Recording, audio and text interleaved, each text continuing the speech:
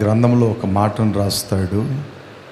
దావీదు కీర్తన 18వ అధ్యాయము 6వ వాక్యాన్ని మనం చదువుకుందాము. 6వ వాక్యాన్ని, నా శ్రమల్లో నేను యెహోవాకు మొరపెట్టి తిని నా దేవునికి ప్రార్థన చేసి తిని ఆయన తన ఆలయములో ఆలకించి నా ప్రార్థన అంగీకరించెను. నా మొర ఆయన సన్నిధిని చేరి ఆయన చెవులు జొచ్చెను. చాలు. దేవుని బిడ్డలుగా వాక్యంలో రాయబడినట్లుగా దావీదు మహారాజు గారు తన శ్రమల్లో ఉండేటప్పుడు దేవునికి ప్రార్థన చేస్తున్నాడు. ఈ లోకములో ప్రతి మనిషికి ఏదో ఒక శ్రమ అనేది ఉంటాయి. ఒకటి ఆర్థిక పరంగా ఉంటాయి, పిల్లల వల్ల ఉంటాయి, కట్టుకున్న భర్త వల్ల ఉంటాయి, భార్య వల్ల ఉంటాయి, బంధువుల వల్ల ఉంటాయి. ఇట్లా పల రకమైన శ్రమలు ఈ లోకంలో మనకు ఎదురవుతూనే ఉంటాయి. అయితే దావీదు తాను శ్రమల్లో నేను దేవునికి యెహోవాకు మొరపెట్టి తిని అంటాడు. అంటే శ్రమల్లో దేవునికి ప్రార్థన చేస్తున్నాడు.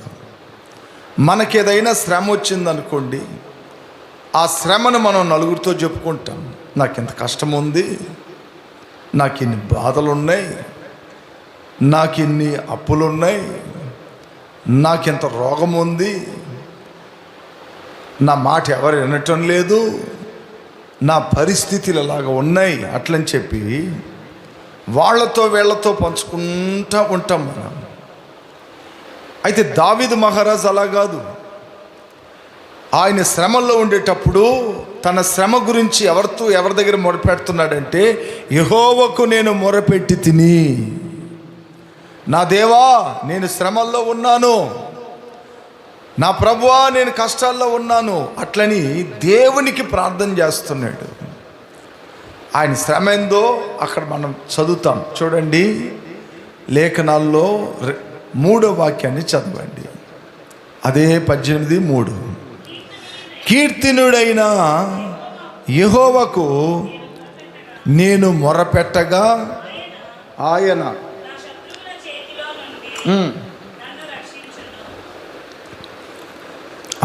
నా శత్రువుల చేతుల నుండి నన్ను రక్షించును.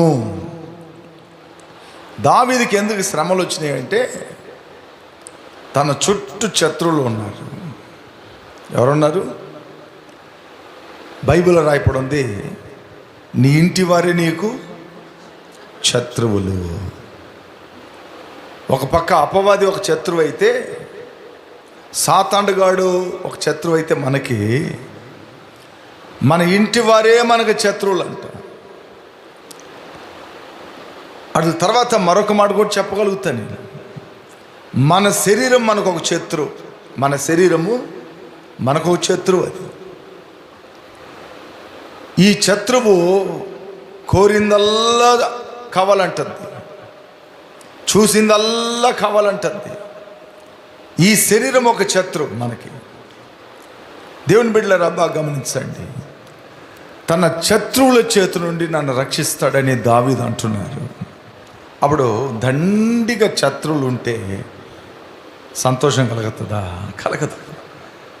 రోజు బాధ, కష్టం, వేదన, దుఃఖమే ఉంటుంది. శత్రువులు చుట్టూ ఉన్నారనుకోండి, ఎప్పుడు ఈయన సీట్ లాగేద్దామా, ఎప్పుడు ఈయన్ని కింద బోళ్ళు నెడదామా, ఎప్పుడు ఈమెని పడేద్దామా, ఎప్పుడు ఈమెని కొంపకొలద్దామా అని శత్రువులు మన దగ్గర ఉంటే మనకేం కలుగుతాయి? శ్రమలే కలుగుతాయి, శ్రమలే ఉంటాయి. దేవుని బిడ్డలారా, అట్లా ఎవరు లేరని మీరు అనుకోబకండి దయచేసి. ఒకసారి యేసు ప్రభు గెత్సేమని తోటలో ప్రార్థన చేస్తూ ఉన్నాడు. తండ్రికి మొరపెడతా ఉన్నాడు, ప్రార్థన చేస్తూ ఉన్నాడు. అప్పుడు ఒక శిష్యుడు వచ్చాడు యేసయ్య దగ్గరికి. నేరుగా వచ్చి, బోధకుడా నీకు శుభము అని చెప్పి ఆయన గట్టిగా కౌగిలించుకొని బొగ్గ మీద ముద్దు పెట్టాడు. ఆయన అన్నాడు, యేసయ్య ముద్దు చేత నన్ను గుర్తుపట్టిస్తున్నావా అని అన్నాడు. యేసు ప్రభు కూడానే ఉన్నారు, 3.5 సంవత్సరాలు తిరుగుతున్నారు. యేసయ్య పక్కనే ఉన్నారు, ఆయన చేసే అద్భుతాలు చూశారు. ఆయనతో కూడా అనేక మార్లు రొట్టెలు తిన్నారు, ఆయనతో కూడా తిరిగారు, అన్నీ ఉన్నాయి బాగానే. ఒక సందర్భం రాగానే శత్రువుగా మారిపోయాడు ఇస్కరేతు యూదా. తన కూడనే ఉన్నాడు 3.5 సంవత్సరం. యేసు ప్రభుని పొగుడుతూనే ఉన్నాడు, యేసు ప్రభుని గొప్ప గొప్పగా మాట్లాడుతూనే ఉన్నాడు. ఒక సమయం రాగానే తన సొంత శిష్యుడు, అపోస్తలుల్లో ఎంచబడిన మరొక శిష్యుడు అయిన ఇస్కరేతు యూదా తన శత్రువుగా మారాడు ప్రభుకి. ఎవరు శత్రువులు లేరని ఎప్పుడు అనుకోబాకండి. శత్రువు ఎలాగన్నా వస్తారు. ఆ శత్రువు ఉండబట్టి యేసయ్యకి ఏం కలిగింది? శ్రమ కలిగింది. సిలువ వేయాల్సిన అవసరం వచ్చింది, సిలువ వేయాల్సిన అవసరం వచ్చింది, ఆయన కొట్టాల్సిన అవసరం వచ్చింది, ఆయన్ని రకరకాలుగా హింస పెట్టే పరిస్థితులు వచ్చాయి. ఒక శత్రువు ఉండబట్టి యేసు ప్రభుకి నెమ్మదిలే, సంతోషంలే. కూడనే ఉన్నాడు, కూడనే ఉండి ఇలాగ చేసేసాడు. అదిదా దావీదు అంటాడు, నా శత్రువుల చేతుల నుండి నన్ను రక్షించయ్యా అంటాడు. ఎందుకంటే శత్రువు ఒక విషయాలు ఏంటంటే ఎప్పుడో ఒకసారి మనల్ని ఇబ్బంది పెట్టాలని, కష్టపెట్టాలని, బాధ పెట్టాలని, రకరకాలుగా ఇబ్బంది పాలు చేయాలన్నది ఆలోచనలు ఉంటాయి దేవుని బిడ్డలారా. కాబట్టి దావీదుకి శ్రమ కలిగిందంట. ఆ శ్రమలో దేవునికి మొరపెట్టాడు. ఆమేన్, ఆమేన్. ఓకే, ఇది యేసు ప్రభు, ఇస్కరేతు యూదా. ఓకే, పర్వాలేదులేండి. ఆయన దేవుడు, ఈయన శిష్యుడు. ఒక తల్లి కడుపులో పుట్టలేదు, వీళ్ళందరూ వేరు. బైబిల్లో యోసేపు ఉన్నాడు. ఆ యోసేపు వాళ్ళ అన్నోళ్ళందరూ శత్రువులు అయ్యారు యోసేపుకి. ఏమయ్యారు? అన్నోళ్ళందరూ ఏమయ్యారు? శత్రువులు అయ్యారు. చిన్న పిల్లోడు, దేవుని దర్శనాలు వస్తాయి, కళలు వస్తాయి. వాళ్ళ నాన్న దగ్గరికి వెళ్ళి పసివాడు చెప్తాడు, నాన్న సూర్యుడు చంద్రుడు నాకు దండం పెడుతున్నారు, నక్షత్రాలు కూడా నాకు దండం పెడుతున్నాయి, నా పన్న దగ్గర అన్ని పనులు దన్నాలు పెడుతున్నాయి, అన్ని కాళ్ళ మీద పడుతున్నాయి అంటేనే వెంటనే యాకోబు అన్నాడు, ఒరేయ్ నేను మీ అమ్మ మీ అన్నోళ్ళందరూ నీ కాళ్ళ దగ్గర పడాలరా, ఏంటి నీ దర్శనం అన్నాడు. ఆ రోజుల్లో ఆయనకు అర్థమై ఉంటుంది, అది యోసేపుకి అర్థం కాదు. అది వాళ్ళ తర్వాత అన్నోళ్ళు ఏ తప్పు చేసినా, అన్నోళ్ళు ఏ దుర్మార్గ పని చేసినా, అన్నోళ్ళు ఏది కొట్టేసినా, దొంగతనం చేసినా, ఆ పనులన్నీ తీసుకొచ్చి సున్నగా వాళ్ళ నాన్న దగ్గర చెప్తాడు యోసేపు. ఇలా చెప్పటం వల్ల వాళ్ళ నాన్నకి వాళ్ళందరి మీద కోపం. ఎందుకు చెప్పు? మాంసం వండుకొని తినాలంటే తినాలే కానీ పులి చంపింది, నక్క చంపింది అని అబద్ధం ఆడి దాన్ని కోసి తింటారు వాళ్ళు. ఏదన్నా అవసరానికి డబ్బులు కావాలంటే బయట అమ్మేస్తారు, జబ్బు వచ్చి చచ్చిపోయింది అంటారు. ఆ గొర్రెలు కాసేదానికి పెడితే అవి జబ్బు చచ్చిపోయినాయి నాయన అంటారు. వీళ్ళకి డబ్బులు ఏదన్నా అవసరమైతే దాన్ని తీసుకెళ్ళి అమ్మేస్తారు. ఈ నిజాలన్నీ తండ్రికి చెప్పేవాడు ఎవరంటే యోసేపు. కాబట్టి తండ్రి యోసేపుని ఎక్కువ నమ్మాడు. అన్నోళ్ళకి అంత శత్రువు అయిపోయాడు యోసేపు. ఒక్కసారి వాళ్ళ నాన్న రొట్లు ఒక మూట కట్టి, ఒరే అన్నోళ్ళు మంద ఎలాగుందో చూసుకొని ఈ రొట్టె ముక్కలు తీసుకెళ్ళి ఇవ్వరా అని చెప్పి పంపించాడు అడవికి.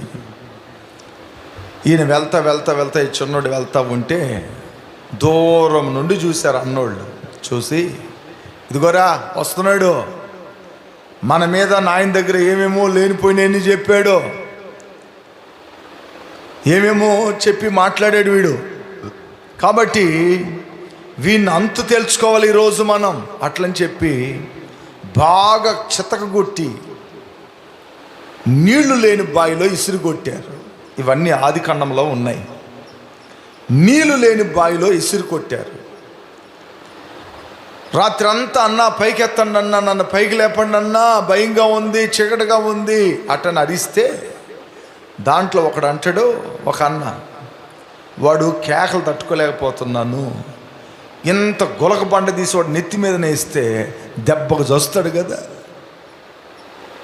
అంటే ఒక తల్లి కడుపులో పుట్టిన అన్నోళ్ళే తన తమ్ముని శత్రువుగా భావించారంటే ఈ లోకంలో ఇంకేముంది? ఇంకేముందండి? ఏముంది? తన అన్నోళ్ళు, ఒక తల్లి కడుపులో పుట్టిన వాళ్ళు, ఒక తల్లి పాలు తాగిన వాళ్ళు, ఒక వంశంలో ఉన్నవారు తమ్ము తామే శత్రువులయ్యారు. అట్ల తర్వాత ఒక ఆయన ఉపాయం చెప్పాడు, వాడు ఆడున్న లక్షణంగా ఉండాలని. యూదా ఆయన పేరు. యూదా అన్నాడు, రేయ్ రూబేన్ సైలెంట్, వాడు మన రక్త సంబంధి, ఒకవేళ వాడిని చంపితే ఆ శిక్ష మన మీదకి వస్తుంది, కాబట్టి ఒక ఉపాయం చేస్తున్నా, అతను అమ్మేద్దాం, ఇస్మాయిల్కి అమ్మేద్దాం, వాళ్ళు చూసుకుంటారు అని చెప్పి డబ్బు కోసం కూడా పుట్టిన తమ్ముడిని అమ్మేశారు. ఎంత గొప్ప శత్రువులో చూడండి.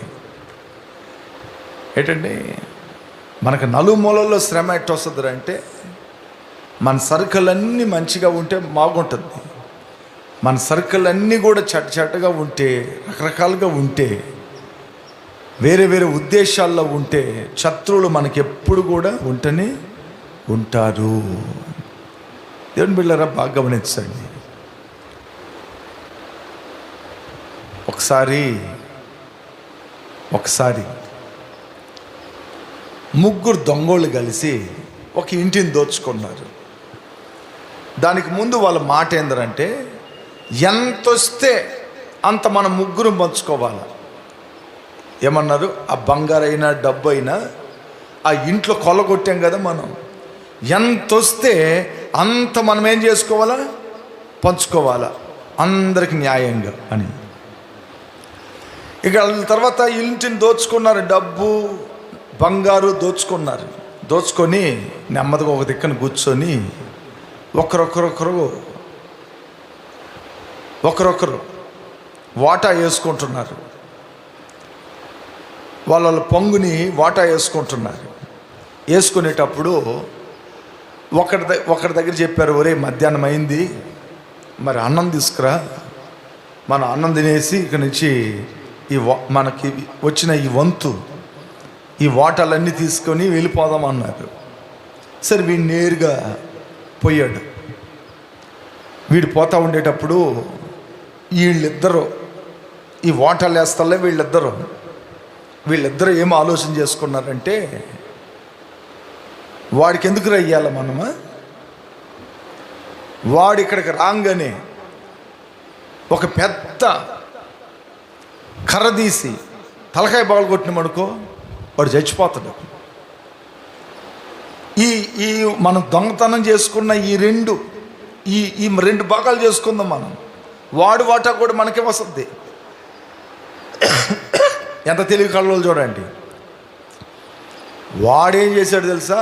అసలుడు వాళ్ళిద్దరికి ఎందుకు నేను ఇయ్యాలా అని తెచ్చే పార్సల్లో విషం పెట్టుకొని వచ్చిండు. ఏం చేసిండు?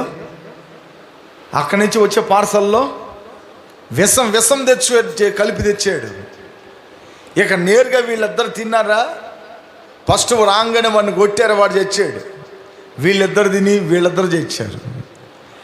అంటే అది ఎవరికి లేకుండా పోయింది. శత్రువు అనేది ఇలాగనే ఉంటుంది మనకి. మన ఇంట్లో అనేకమైన సమస్యలను తీసుకొచ్చి పెట్టడం. కొన్ని ఇంట్లో చూడండి అంటారు, ఈ అమ్మాయి ఏమని కాలు పెట్టిందో మా ఇంట్లో, రోజు గొడవలేనండి అంటారు కొందరు. ఈ పిల్లోడు ఎందుకో వచ్చాడు మా ఇంటికి, ఈ పిల్లోడు వచ్చిన కాలం నుండి ఇంట్లో గొడవే అంటారు కొందరు. అంటే అంత మంచి కాళ్ళేమయ్యి, అంత మంచి మనసేమో అది. ఏంటంటే కొందరు అనటం మనం చూస్తాం, కొందరు అనటం మనం చూస్తాం. కొందరు వచ్చారంటే శ్రమని పెట్టకుండా పోరు. శ్రమ పెట్టకుండా, ఏదో ఒక మాట అనకుండా, ఏదో ఒకటి అనకుండా పోరు. అలాంటి వాళ్ళు చాలా డేంజర్. లైఫ్లో వాళ్ళు ఒక కలహాలని పెడతా ఉన్నారంటే, అలాంటి పర్సన్ ఉండే అంతవరకు ఆ ఇంట్లో ఎప్పుడు కూడా కలహాలు ఉంటూనే ఉంటాయి. దేవుని బిడ్డలారా, ఎప్పటికొకటి ఆలోచన చేయాలి. ఎవరు సంపాదించేది వాళ్ళు తింటున్నారు, మనకెందుకు ఇవన్నీ? మన బతుకుని మనం చూసుకోవాలనుకుంటే చిత్రత్వమే ఉండదు, చిత్రత్వమే కనపడదు, దాంతో మనకు పనే లేదు. ఎదుటివాడు ఎదిగినా నేను ఇంకా ఎలా ఎదగాలి అన్నది ఆలోచన చేసుకోవాలే కానీ ఆ ఎదుటివాడు ఎదుగుతున్నాడని చెప్పి నేను కునుకోకూడదు, నేను బాధపడకూడదు. పోటీ ఉండలే కానీ పొరాపన ఏం చేయకూడదు, ఉండకూడదు. పోటీ ఉండాలా. నీకంటే 4 అంతలు నేను వస్తాను, నీకంటే నేను ఉన్నత స్థాయికి ఎదుగుతాను అన్న పోటీ ఉండలే కానీ పొరాపన ఉండకూడదు, అసూయ ఉండకూడదు అంటారు. అసూయ వస్తేనే శత్రుత్వం ఆటోమేటిక్గా వచ్చేస్తుంది లోపలికి. శత్రుత్వం 100% వచ్చేస్తుంది. దేవుని బిడ్డలారా, అది మనం గమనించాలి, మనం తెలుసుకోవాలి. ఇవన్నీ వాక్యంలో దావీదు అంటాడు, నా శ్రమల్లో నేను ఎవరికి మొరపెట్టాను? యెహోవాకు మొరపెట్టాను. శ్రమ అంటే అంది ఆయనకి శత్రువులు ఎక్కువ మంది శత్రువులు. ఏదో ఒకటని, ఏదో ఒకటి చెప్పి తన పరిపాలనలో నుంచి, రాజు అనే స్థాయిలో నుండి, ఆయన పరిపాలిస్తున్న ఆ రాజత్వాన్నిలో నుండి పూర్తిగా కోల్పోయేటట్లుగా ఏదో ఒకటి సమస్యను తీసుకొచ్చి పెడతా ఉన్నారు. అందువల్ల దావీదు అంటాడు, నా శ్రమల్లో నేను యెహోవాకు మొరపెట్టి తిని నా దేవునికి నేను ప్రార్థన చేసి తిని. దేవుని బిడ్డలారా, ఎప్పుడు కష్టం వచ్చినా శ్రమ వచ్చినా మన వాళ్ళతో వీళ్ళతో చెప్పుకోకుండా మోకాళ్ళేసి దేవుడికి చెప్పాలి. ఎవరికి చెప్పాలి? మనం దేవుడికి చెప్పాలి. ప్రభువా, నా కష్టం ఏంటో నీకు తెలుసు, నా బాధ ఏంటో తెలుసు, నా కన్నీళ్ళు ఏంటో తెలుసు, నా పరిస్థితులు ఏంటో నీకు తెలుసు అని దేవునికి మనం ఏం చేయాలా? ప్రార్థన చేయాలి. నేను కూడా అక్కడ దేవుని మందిరం కట్టేటప్పుడు కొన్ని సందర్భాల్లో డబ్బులు ఉండేవి కావు. ఎట్టెట్టో ఆలోచన చేస్తాను. నా ఆలోచనకి కరెక్ట్గా తటస్థించకపోతే మోకాళ్ళ మీద రాత్రుల్లో ప్రార్థన చేస్తాను. దేవుణ్ణి అడుగుతా, ప్రభువా, ఈ పని ఆగింది, ఈ పనికి ఎంత డబ్బు అవసరం ఉంది, మీరు సహాయం చేయండి. నేను ఏం చేసేది నాయన? అట్లని అది నీ పని ప్రభువా, నీ మందిరం, మీ పరిచర్య, అది సిగ్గురు పడిపోకూడదు, ఆగిపోకూడదని ఎన్నో రాత్రులు ఒక్కొక్కటి వచ్చినప్పుడల్లా, కష్టం వచ్చినప్పుడల్లా దేవునికి మొరపెడతా ఉంటాను. ఎవరైనా ఏం చేస్తారు? థింగ్స్ కొనిస్తారు. దానికి కూలీలు ఇస్తారా? బండి బాడుగులు ఇస్తారా? ఎవరు కదా. ఏంటంటే ఒక సిమెంట్ మూట కొనిస్తాను అంటారు. మన ఊరి కథ చెప్పాలన్నా ఆ సిమెంట్ మూట బయట నుంచి లోపలికి రావాలంటే 350 రూపాయలు, 1.5 సిమెంట్ మూటకి డబ్బులు నేను ఖర్చు పెట్టాలా? ఏంటండి అలాగే ఖర్చు పెట్టాలి ఆటోకి. అప్పుడు అంత ఖర్చులకి మనకు ఆ శ్రమ కలిగేటప్పుడు, మనకున్న పనులు ఆగేటప్పుడు, మనకున్న ఇబ్బందులు కలిగేటప్పుడల్లా నేను దేవునికి మొరపెట్టేది. దేవుణ్ణి అడిగేది. మేము ఫస్ట్ డే మర్చిపోయిన రోజు అది కట్టడానికి నేను కవికుమార్ బ్రదర్ పోయాము. ఆ మెయిన్ జంక్షన్లో పనుల కోసము కనీసం 3 గంటల సేపు కాళ్ళు నొప్పుల్లో నిలబడుకొని పనుల కోసం వెయిట్ చేస్తూ ఉన్నాం. ఒక పక్క నాకు కోపం, అంటే వస్తానన్న వాళ్ళు మాట తప్పారే అన్న కోపం ఒక పక్క గుండెల్లో ఉంది. నా పక్క నుండి కవికుమార్ బ్రదరు ఇరుంగ యారన్నా కడిపోంగ ఇరుంగ వెయిట్ பண்ணலாம் అని టైం అవుతుంది. మళ్ళీ ఆ ఊర్లో ఒక సిస్టమ్ ఉందంట, 7 గంటలకల్లా పనులు వెళ్ళిపోతారంట. మేము పోయింది 7:30కి. 7 గంటలకల్లా పనులు షిఫ్ట్ అయిపోతారు, అక్కడక్కడికి వెళ్ళిపోతారంట, పనులు దొరకరంట.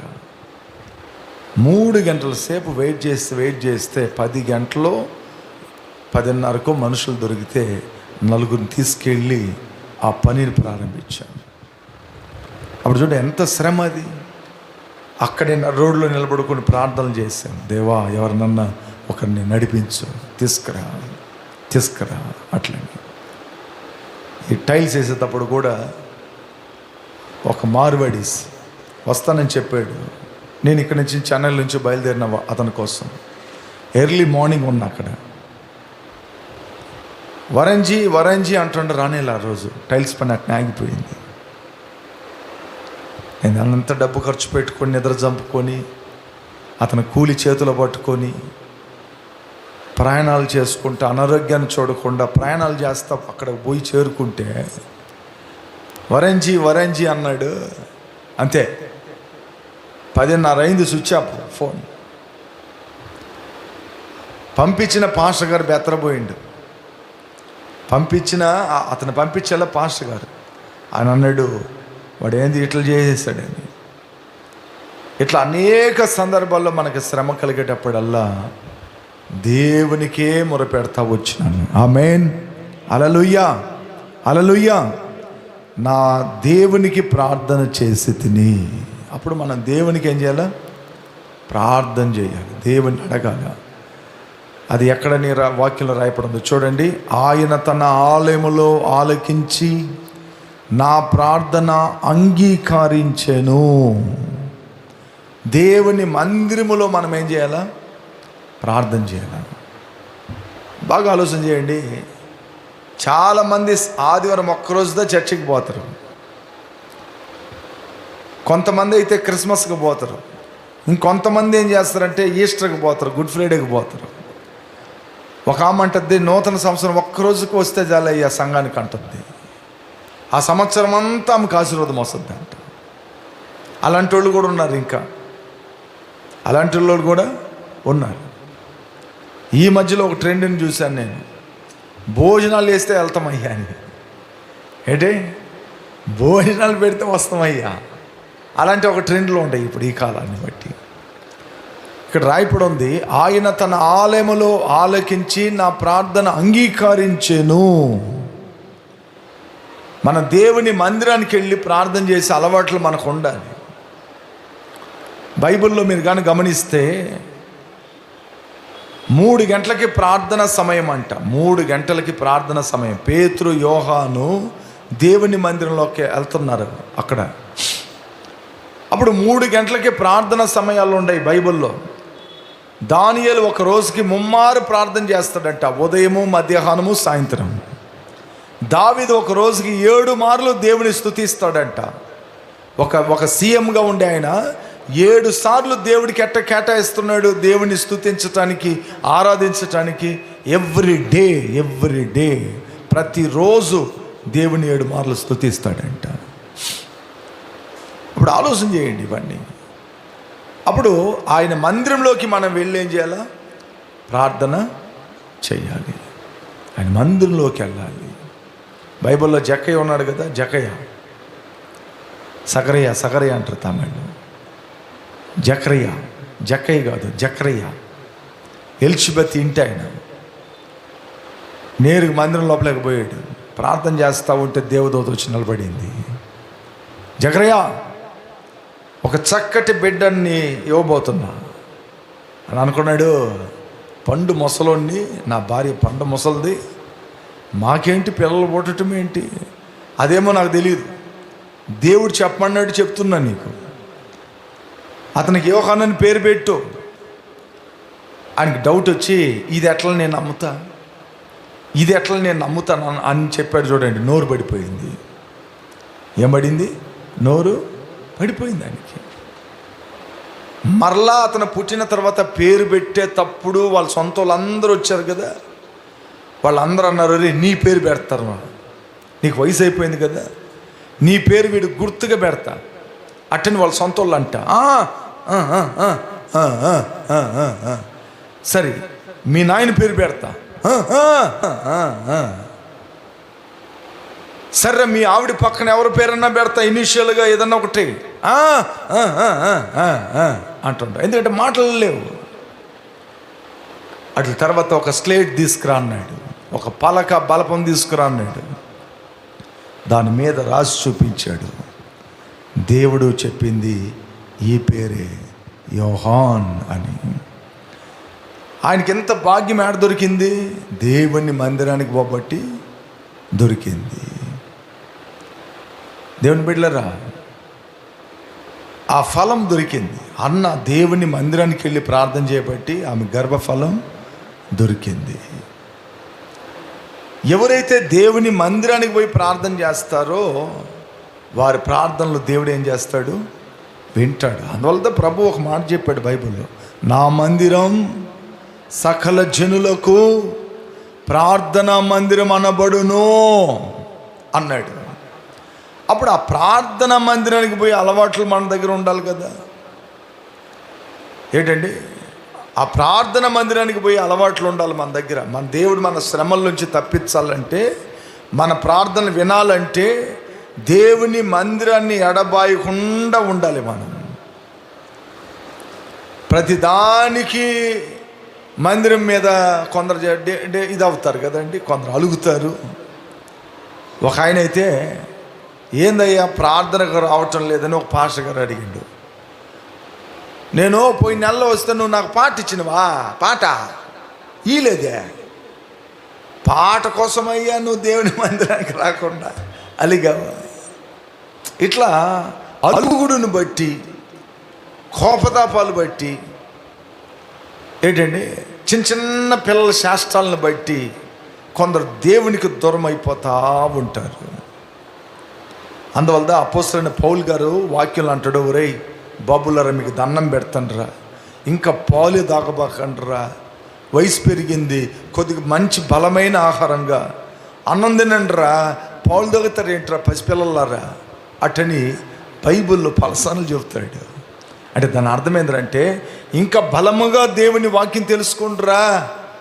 ఆ పాలు పిల్ల ఆ శాస్త్రాలు ఏంది అయ్యి చిన్న చిన్న పిల్లల లాంటి బుద్ధులు, మీరు పసిపిల్లలుగా ఉండబోకండ్రా, కాస్త మెచ్యూరిటీ గల్లవాళ్ళుగా, ఎదిగిన వాళ్ళుగా, తెలివి తేటగల్ల వాళ్ళుగా, ఇది దైవికం అని ఎరిగి సత్యానికి మీరు అలా అంటగట్టబడండి అంటాడు. ఎన్నో సంఘాలకి ఆ మాటలు రాశాడు. దేవుని బిడ్డలారా, చిన్న అలవాట్లు, చిన్న బుద్ధులు ఉన్నా కూడా మనం దేవునికి ఏమవుతాం? దూరం అయిపోతాం. ఆమేన్, ఆమేన్. ఇప్పుడు అలా దూరం అవ్వకుండా మనము చాలా జాగ్రత్తగా ఆయన ఆలయానికి పోయి ప్రార్థన చేస్తే మన ప్రార్థన దేవుడు వింటాడు. ఆయన ఆలయానికి వెళ్ళి ప్రార్థన చేయాలి. ఒక బలిపీఠం పెట్టి 4 వాక్యాలు పెట్టి ఎక్కడ నడిపినా అది దేవుని మందిరమే.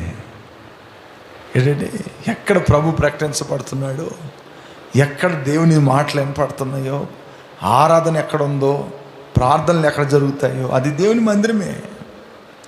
అది ఇంటి మీద ఉన్నా, అడవిలో ఉన్నా, లేదా మశానం పక్కన ఉన్నా, లేదా ఎక్కడున్నా అది దేవుని ఆలయమే.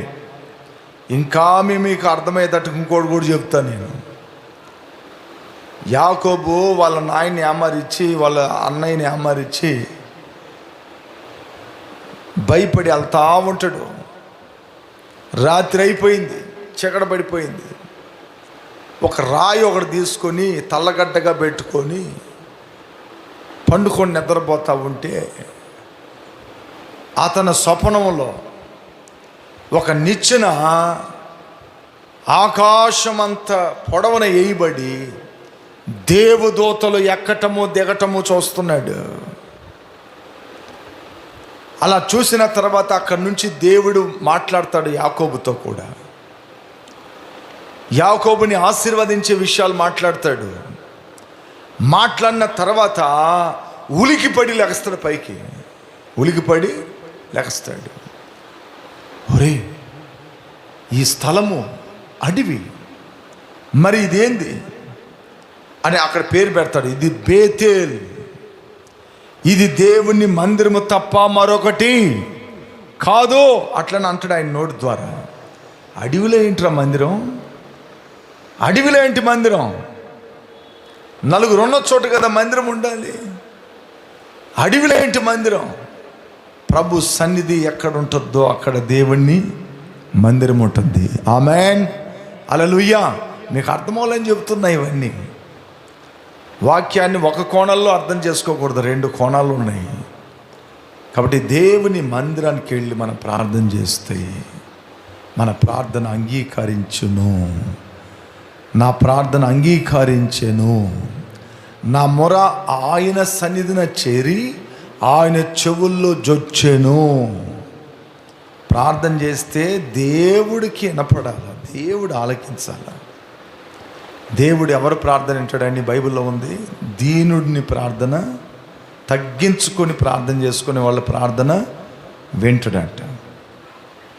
విరిగిన నలిగిన హృదయం, విరిగిన నలిగిన హృదయం ఉందో తెలుసా? పశ్చాత్తాపడి, గర్వంగా కాదు, పెగ్గుతనంగా కాదు. ఒక ఆమెకి ఒక ఆమె అప్పుబడింది. నేను ఉపవాస ప్రార్థనకి వెళ్ళాను ఆ సంఘానికి. ఒక ఆమె